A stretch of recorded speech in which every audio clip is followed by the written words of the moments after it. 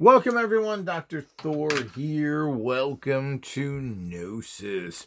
Well, here's part 2 of my talk on the actual perversion of Western thought by Middle Eastern philosophies.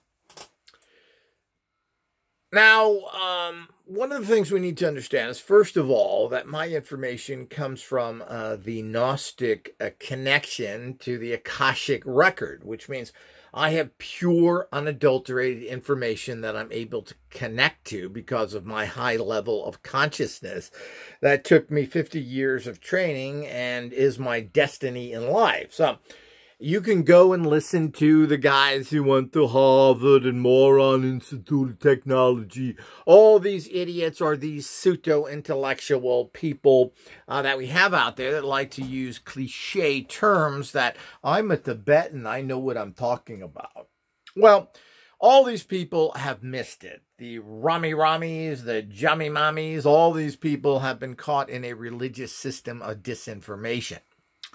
So let's get back to the point of where I was talking about where information comes from and where society comes from and where mankind comes from. It's not necessarily a complicated story, but it is a story that you need to hear the proof and truth of, which is not what you're going to get from spiritual people who are really just disinformation agents that think they have tapped into something perfect because it's religion and not science.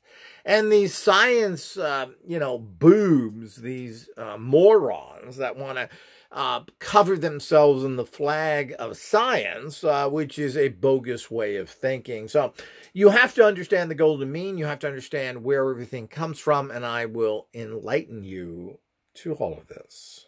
So let's get back to the where most of the higher thought information comes from. We talked about the fact that the great societies probably were in North America, and they went down to Central and South America into the Mayan Aztec cultures. And these cultures, of course, were heavily connected together.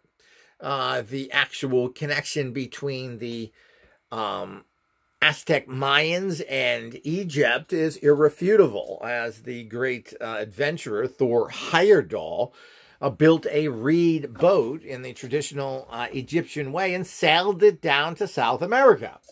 And that's why we find cocaine and other things in there. So these societies were very highly connected to the stone builders. The stone builders built everything. They were the priesthood. They brought you all the knowledge. Who were the stone builders? Well, that's a complicated situation as well. But most likely the stone builders were a consciousness culture that connected to the Akashic record to do all this. So they were very high-level people that then were working within a very primitive structural of society. Who were they? Where did they come from? Well, this is a great area of conjecture and fascination because they were so highly above the basic, quote, humans that were functioning at that time that we have to add questions. Eventually, it really comes down to the fact that these people were contacted by high extraterrestrial cultures that planted their DNA in them and brought this teaching culture to primitive mankind. And that's where we all come from as a bigger picture. We didn't evolve from the chimpanzee or the ape. I mean, people that think like that really are low-level buffoonish idiots. I mean, really, is that the answer? Yeah, really, when we look back at all animal societies, which are highly evolved, animals are far superior than humans in their way. They are very highly psychically tuned, they sense, they remote view, but because of their particular structure, the fact that they do not have hands and legs and feet and stand upright, they can never get anywhere. But that doesn't make them inferior. Not in any way whatsoever. Any inferior human with a muscle structure that is comical compared to even your large dog has to understand that. You think you're superior because you have figured out how to make a club, a spear, or a gun to kill very superior people that, or I should say entities like tigers, lions, and everything else. And you can get them because you can do that. Is that superiority? No, that's intellectual buffoonism. So the whole idea is that we have to very much understand that. So where did all this come from? So it appears that some sort of very advanced intelligence, race, extraterrestrials, came to this particular Earth and many, maybe thousands or millions of planets in this galaxy, and then assisted the process of entities to go to higher levels. Who made them? Where did they come from? What they're doing is another huge question. But we have to understand that informational energetic fields create this. All the energy in the universe is about making and building superior life forms. It's not complicated. The only thing complicated is idiots that grow up in stupid institutions of bogus knowledge that tell you they know everything.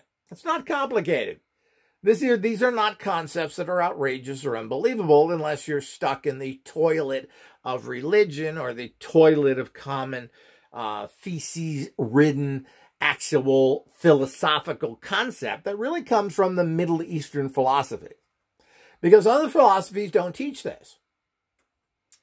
So when we look back at everything, it can be generally connected to the Egyptian area, including places like Iraq, Iran, etc., who have turned into sewers of corruption because of their own personal systems.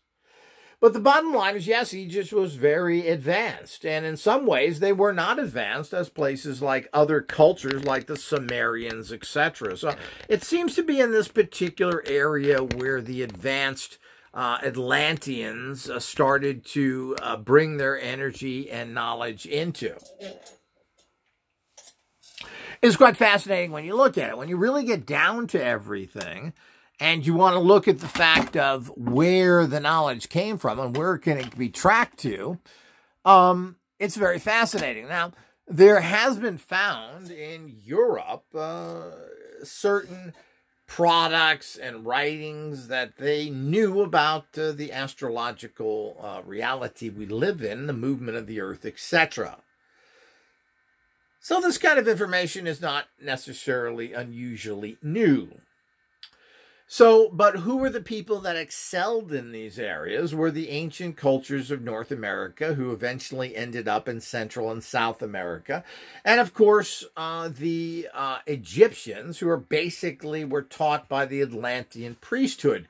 Now, again, we talk about Atlantis, we're not going to be talking about Plato's understanding of Atlantis. We're talking about a concept of Atlanteans, advanced people with advanced knowledge, and most importantly, advanced consciousness, who spread this around the world and demonstrated it, not in philosophical thought, which they knew would go down the dumper, wiped in the toilet paper of life and flushed. They knew that the only thing that really would sustain would be giant monuments, structures that had stone carvings, etc. They were fully understand that the indigenous people, no matter where they came from, would pervert, poop on, and destroy their context of reality. Very fascinating, but has to be understood in this particular concept. And what we're talking about is not getting necessarily into the specifics of all this stuff, which gets to be very difficult and hard to understand. And again, remember, all this knowledge comes from the Akashic records, the actual true historical records that are there for anybody who has the keys to the ultimate room in the library. As far as I'm concerned, I'm one of the only, maybe the only one, and there's certain people that may have this, but it also goes into your personal consciousness.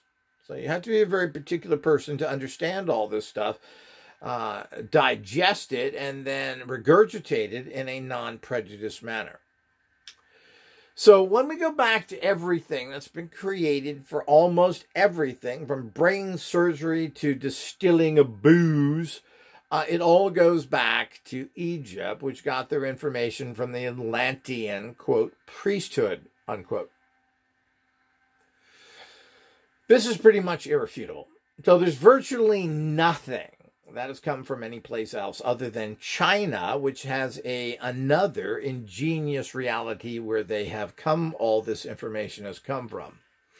And both of these cultures have been talked about in a very disparaging way. Because Egypt is now a mental case Islamic low-level country that doesn't produce anything and hasn't for basically thousands of years, they are not given any credit. Well, that's right, because the original Egyptians are no longer there, which were these Mediterranean type of people. People that want to claim this, and every time I talk about this, I always get an email from some black person saying that the indigenous people of Egypt were basically Africans or Negroids. Totally, completely fantasy. It just makes you look like a fool when you talk like that. Like the imbecilic, buffoonish, hateful-filled nation of Islam who wants to criticize white people and wants them to be destroyed. And I certainly understand where they're coming from. If I was black, I'd probably be a member of that. But to think to become a Muslim, which is basically the people who enslaved the blacks and sold them, is kind of ironic or kind of stupid. The African cultures have always used conquering of their enemies and enslavement as a way of getting rid of them. So if you were a black or African country or organization, tribe, whatever, and you fought with another similar people, well, what you did was conquer them, and then you sold them to the Islamic Arabs located from Spain, etc. So it's all a big con, and that's the way it goes. And there's no use getting into these side issues too much, because this will turn into a million-hour understanding of life. So again, this is all documented by even the buffoonish researchers that most people give credit to. But it's irrefutable that even through the primitive research done in Egypt, that they were doing brain surgery. They were doing every possible thing. The Egyptians were known as the great healers. So what happened there? So all the knowledge there erupted in there from the ancient, quote, ancient stone builder societies that can be called Atlantean-type cultures, and this culture then spread around the world. What's interesting is that the South American cultures, particularly the Mayans, etc., have giant carved statues of what we would consider African racial feature people, which is interesting. So most likely there was a very advanced race of Africans, not Egyptians, that also were functioning at this time or previous. And who knows what's in that jungle? What's interesting in the jungles of Mexico is that, you can pretty much go out into areas of the jungles of Mexico, South America, Honduras, whatever it is, that entire area, and take a shovel with you. And if you dig down more than 10 feet, you're going to find an advanced society. This is quite shocking, fascinating. So the whole idea is that the ignorant, buffoonish Western society that thinks somehow they are sophisticated in modern times, of course, is kind of silly. But we look at these societies today, the poor Latin Americans, their horrible human sacrifice abuses of the past, and we give them no credit for anything. And of course, this is kind of laughable.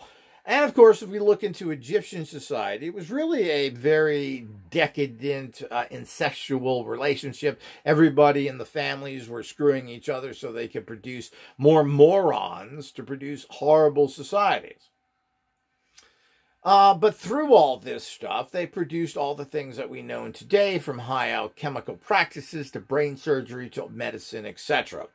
The art of distilling came from Egypt, picked up by a Dutchman who then started making, quote, gin. And this is where alcohol distillation comes from. While it was, again, as usually is the case, the Westerners, and particularly now in modern society, the Americans, synergistically take information and bring it to a higher level. Well, a lot of things are not invented in, quote, America, the United States. When you really get down to it, it's the Americans that take an older concept and perfect it. The best pizza in the world is from America. The best alcohols are from America. They didn't invent any of this stuff. They perfected it through their synergistic combination of multiple societies. This, of course, is what's given America the great empowerment it has today. It also gives America the great disempowerment it has today, as we have a fractured society that doesn't work together. Everybody is not an American. They are blank Americans. They are Russian Americans. They are Italian Americans. They are Irish Americans. The problem is, what's in the first word there? Well, you're designating yourself as not an American. You're ending it with, yeah, I kind of live here. Well, this is what's destroying America today and has been for many years. Thus, Americans have really never worked together. Basically, the exploitative, demonic energy of large business has always run America and taken the great synergistic information created by multi-countries and races and extorted that information, changed it, and they've made money off of it by raping the concept and putting it into the filthy concept of capitalism, the worst possible thought system we have. So by understanding all this, we get a greater concept. Now, you're going to have to listen to these actual videos here many, many times to get all the nuances, to understand it at a deeper level. Don't think you can listen to this one time and get it. You can't. You know, when I go on YouTube, etc., and listen to the more profound statements made by people, I watch them 10, 20, 15 times. Sometimes I watch them for hours and hours over and over again. You need to do that to get the concepts. One thing I've always found is that people pick out things that they like or don't like and then make the entire video about that. This is not what the point of it is. So you're just filtering stuff through your already toxic sewer, feces-ridden mind and getting the answers to it that you think are acceptable to you, or objecting to it because it doesn't fit into your peanut brain reality. So when we come down to it, everything has done that. Now, what has happened from there? Now, there does seem to be the ultimate genius, or the synergistic combining of things that happened from ancient Egyptian philosophy, which again is very perverse, very incestuous, and all sorts of problems. And of course, people want to overlook that, their worship of birds, entities, animals, etc. Well, all of this was an extortion or a distortion of exactly what was going on. And of course, this is very common with all societies.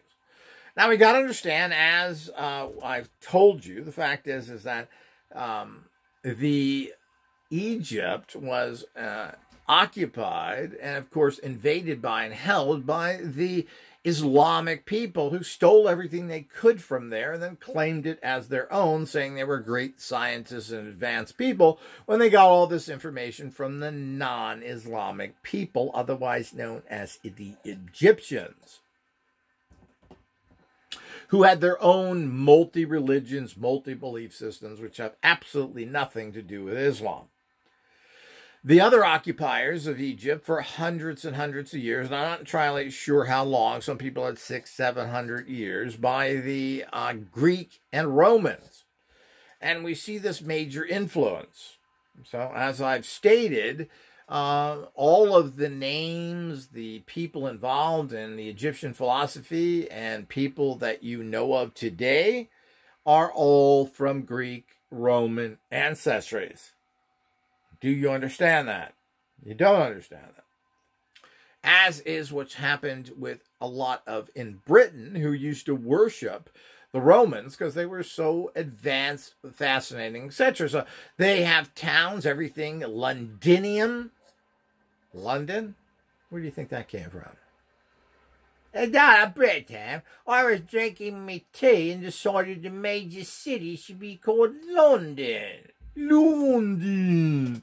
No, it's Londinium by the Romans, as everything else is. Grow up, tea-drinking, scone-eating goofballs. So the whole idea is that we have to understand that Cleopatra was basically a Greek.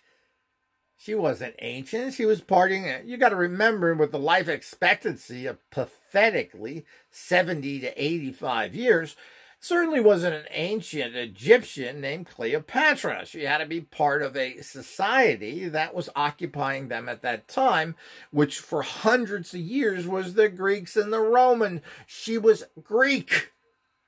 I don't get it, Dr. Thor. The word pyramid comes from the Greeks. Pyramid is the term of a Greek cake that looked like a pyramid. The Greek, we name it after, hey, cool ball. What do we call it this? We call it pyramid. It looks like that cake we have at home. So this is where it comes from. All the names, thoughts, Isis, etc. These are not ancient Egyptian names. These are Greek names. Scooby Snacks. So we have to understand all these things of what's going on. And you don't understand that because you've been taught by the lowest form of life there is. There's all sorts of low forms of life. And, it isn't things like bacteria and viruses. These are geniuses. They survive and prosper for millenniums, forever, and they propagate what they believe in. The lowest form of life you possibly have is called a teacher. Particularly high school teachers. The biggest scum you'll ever meet. So they taught you this crap because they're bogus idiots that want to be little dictators in their classroom and basically want to see what they can hump. Or they want to smell underwear, which is what your gym teachers do. Yeah. So they're really into that. So we have to understand that where that's coming from. So if you're going to be taught by the lowest scum on the planet, otherwise known as a dictator, a loser, a weasel, that the only way they get power in life is by becoming a teacher where they have almost life and death power over a classroom. They can ruin your life. They send you to the principal. The biggest garbage you're ever. So if you think you're going to get anything from this scum, which is giving them a compliment. What's under scum? Feces-ridden viruses? So the whole idea is that we have to understand that. So that's where you're getting your information from. These people are the same ones who are in your universities, institutes of knowledge, and patting each other on the back, giving each other awards of how great they are. Kind of like Hollywood does. And people are getting a little sick of this because award shows are going down in ratings because they pat each other on the back of how wonderful they are of doing virtually nothing. Just like science. So the point is that's where this comes from. So there's this synergistic understanding, which is taking a lot of this basic information, going through a very intelligent core of people, which are the ultimate, quote, white, quote, people, the Greeks and the Romans. So, which to this day is being completely ignored in favor of the bastardized corruption, evil thought forms coming from the Middle East that are propagated through Middle Eastern societies that occupy Europe, particularly Central Europe. Get that? Listen to this several times, poppies. Get it, baby? So as we go through it, of course, we have the thought forms that come from the other very advanced people, the Chinese, who again invented everything. So when you come down to everything, they invented it. Even the use of pasta, noodles. Well, you think maybe Julia, Mario, make me the pasta. Mario, make me. Well, pasta or noodles, as it's generally internationally called, came from Marco Polo's travel to China. He brought noodles back, which turned into European pasta. And of course, the Romans didn't eat the Italian diet you think. They weren't living on pizza and pasta. They would have never ruled the world on that kind of crappy diet. So, the bottom line is that's where that's come from, and people don't quite understand that, and they don't quite understand where all that comes from. So here we go again. The greatest food that most people, the most popular food in the world is Italian food, particularly pizza, which is sold everywhere. And, of course, pizza, which is a bread topping, was certainly invented or brought to a certain level by the Italians, but pasta itself comes from Asia or China. Interesting, huh? You don't know that. You are a dummy. Taught by the shyster teachers. So the whole idea is that not understanding this level is very sad for Western society, because if you're going to give credit to anybody, and of course, you've got these Western society Middle Easterners screaming how great they are when they're both the most inferior people on the planet. So everything went from this Atlantean reality, or the great societies, the stone builders. This information was passed to many cultures around the world. The ones that maintained it and passed it on that went into Europe were, of course, the Egyptians. The other information, of course, went down to South America and other places, and we just don't know where all of this happens, but there are giant carvings in Central and South America, in Mayan Aztec areas, that have very distinctive African-looking faces. Why? Why did they do this? The Toltecs, of course, were a big pre-society of the Aztec Mayans, and nobody really knows anything about them.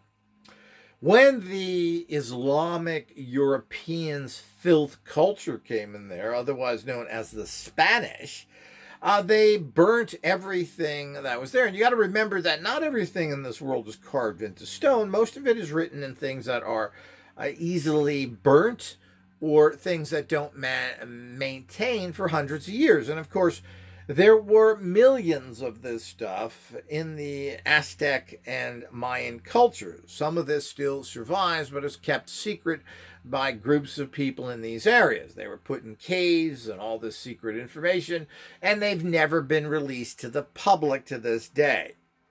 There was one book found that apparently translated the Aztec Mayan pictographs into modern understanding, as the Rosetta Stone did with the hieroglyphics and the Egyptian writings, which are completely unknown to the Western world for hundreds of years, and people just speculated on it. I think this thing means that, Bert.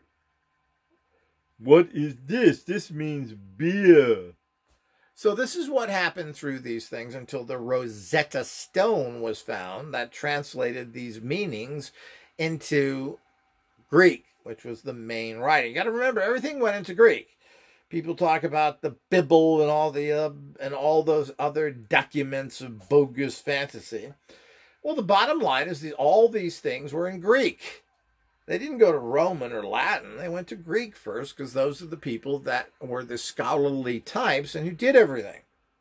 A lot of people think that ancient Hebrew may be a Greek language, and it makes sense to me that it is. Everything that we know of to this day that has been translated, filtered, built, and everything else originally went to the Greeks. This was all taken over by the Romans. So both these cultures get no respect today, because the Greek culture in general produces absolutely nothing. Ironically, they are an agricultural society today. Hey, get your olives. We got a Greek stuff. Yeah, we grow from the ground. We're the Greeks. We make crap food, crap this, crap that. And of course, nothing is coming from them. You think that there would be Greek scholars that would be translating and doing so many things.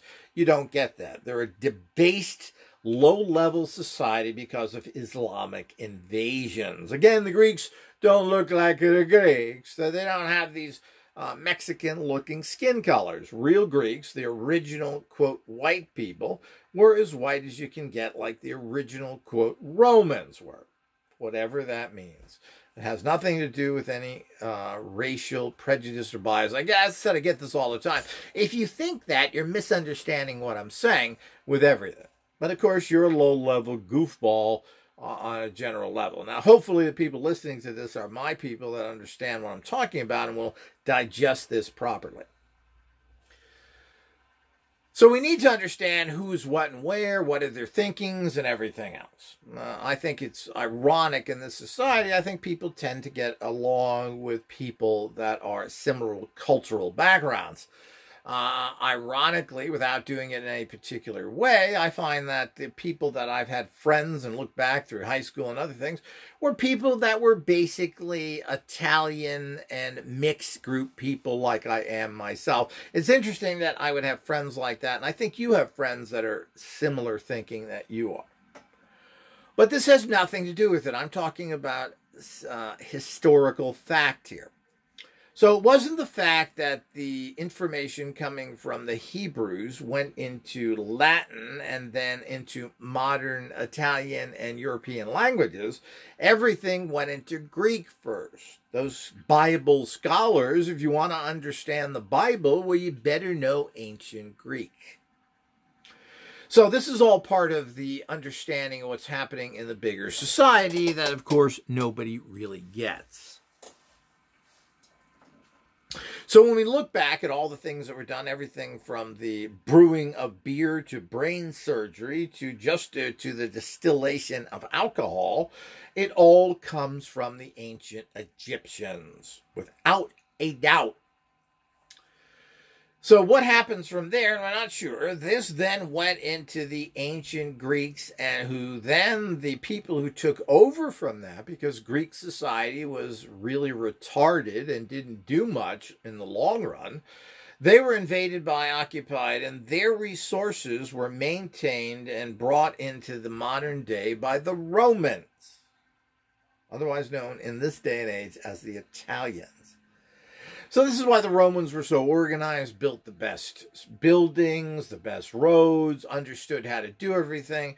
And, of course, they took the most important aspect of all this, their emperors and the Roman emperors, who we hear about all the negative nutcases. But the bottom line is they got all the Greek philosophy, advanced practical philosophy, dealing with science and dealing with the synergistic understanding that is correct for today, came from the Egyptian Roman understanding of things. So I should say Egyptian Greek. The Greeks went in there and occupied these places. They got everything they could from the Egyptians on every single level over hundreds of years and built this great scientific and understanding foundation with the spin of the Greeks. This spin then went into the spin of the Romans, the two genius cultures of the West. This is the West. This is true Western understanding. I mean, we all criticize this because of the buffoonish, low-level trash reality that particularly the Greeks are. Italians, or the Romans, have been criticized in the last 100 years or so because of different problems, particularly in World War II, when they apparently didn't do all that well in combat and were basically criticized and attacked by the Muslim Germans. The Germans are a Middle Eastern race of people. They're mid-Europeans. They're Aryans. They come from Iran. So it was looked at the fact that they didn't have any grade because of that. They were laughed upon. I remember a high school teaching saying, well, the Italians, they weren't too interested in war. They just wanted to make a law.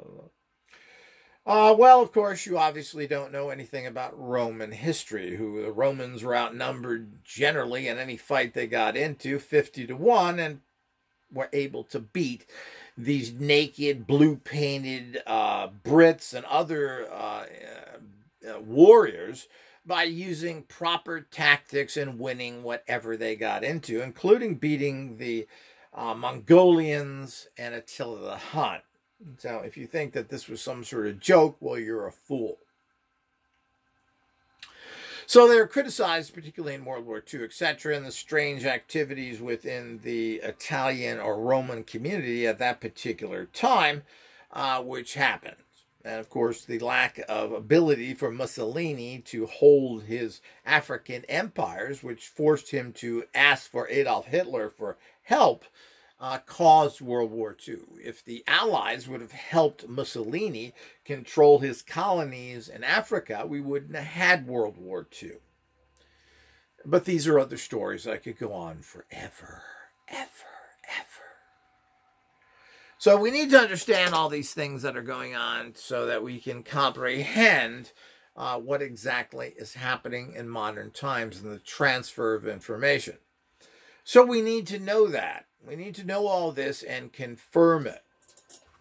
If you don't get this, and you need to listen to these over and over again to understand these Gnostic concepts that come from the Akashic record. Very important. Well, we're in part 2 here, and we'll pick up in part 3 next.